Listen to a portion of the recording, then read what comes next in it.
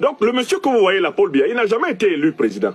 Celui qui lui a donné le pouvoir, ce n'est pas le peuple camerounais. C'est quelqu'un à qui la France avait donné le pouvoir, après avoir écrasé le mouvement nationaliste camerounais de l'UPC.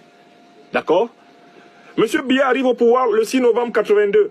De 82 à 90, il se reproduit à la tête du pays. Il n'a jamais connu de concurrence.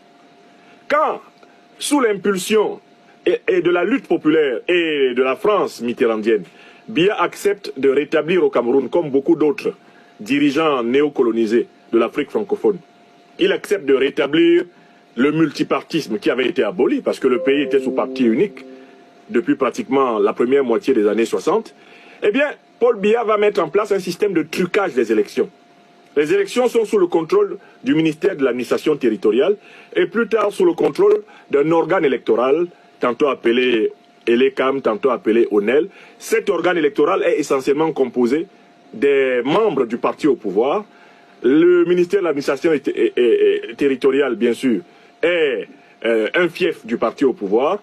Et les résultats qui sont proclamés aux élections depuis 1990 jusqu'à nos jours sont l'expression de la volonté de Paul Biya. Il ne cède que les défaites qui ne nuisent en rien la prépondérance de son parti, le RDPC, sur le pays et la confiscation absolue du pouvoir à tous les niveaux. Donc, Paul Biya